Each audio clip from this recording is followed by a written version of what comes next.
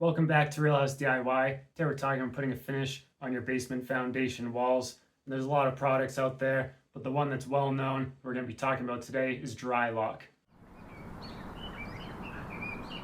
In this video, we're going to talk about both types of Drylok. The original sanded Drylok, which is what I have on the wall right here. I also have the Drylok Extreme or the Drylok HD-9000, which is the one sold at Home Depot. I have that on another wall. We'll talk about that one too. With basement walls, you have a couple different options to finish them.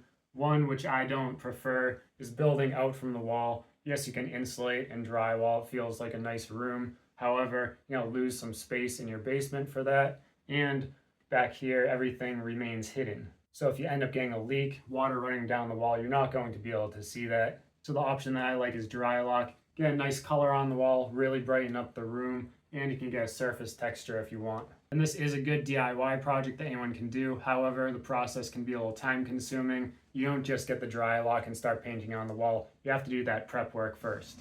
First, if you have plain concrete foundation walls that look like this is going to be a perfect candidate for a Drylok. If, however, this was previously painted with something else, you generally don't want to add Drylok on top of that. Then the next thing you want to do is check for signs of water. For example, if you have any staining on the wall, or the spots like this where the plugs have been added, if you have water stains running down from there. Then you want to check for signs of moisture by taping a piece of plastic on the wall. Check back in a few days, and especially after a rainstorm, you'll see if the color of the concrete behind that plastic has gone darker, indicating that moisture has gone through. If you have any of those signs of moisture, you're going to want to use a Drylok wet wall bonding primer. If you have any signs of efflorescence, that's this white powdery residue, especially down here near the floor, you're going to want to treat those spots with Drylok etch or muriatic acid. Now, if you don't use the etch or muriatic acid, it's not that big of a deal, especially if you have an area like this where I have this covered up with baseboard against the wall, and you have that efflorescence only right at the bottom edge of the wall, so you still get that white powder coming through. So again, if you're just going to plan to cover that up, then it's going to be just fine at the bottom of the wall. Next, most foundation walls and concrete block walls are already going to be porous, rough surfaces, perfect for Drylok to adhere to.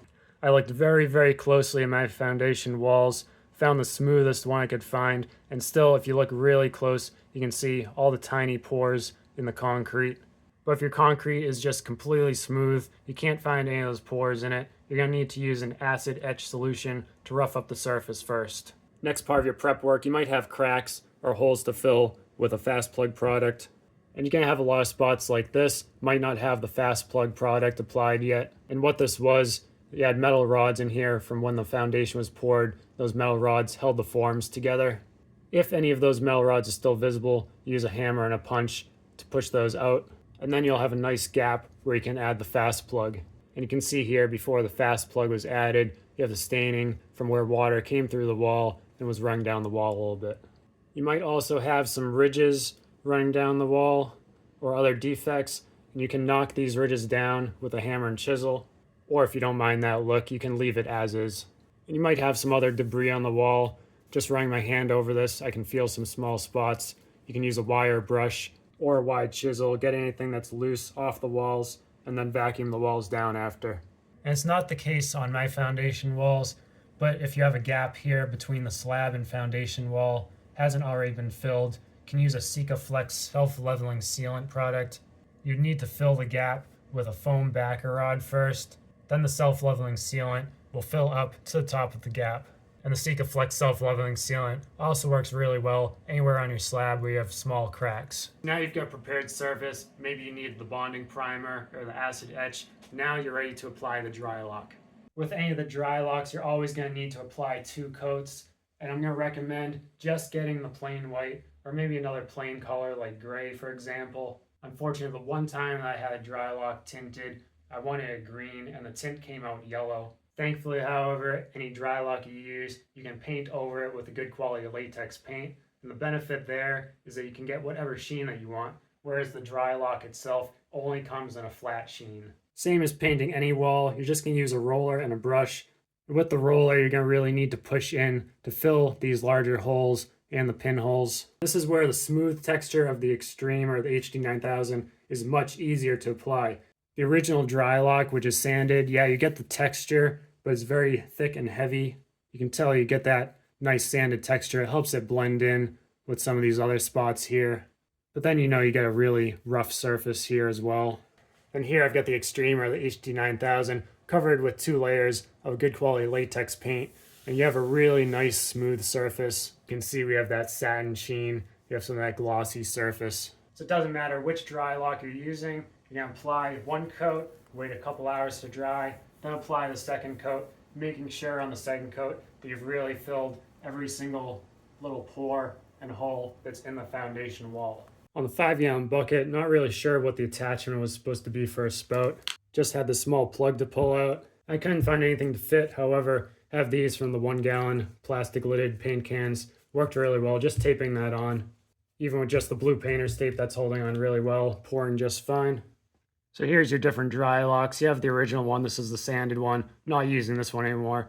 Highly recommend the Drylok Extreme and the Drylok HD-9000. You can see you get some nice tint options with any of the Dryloks you pick.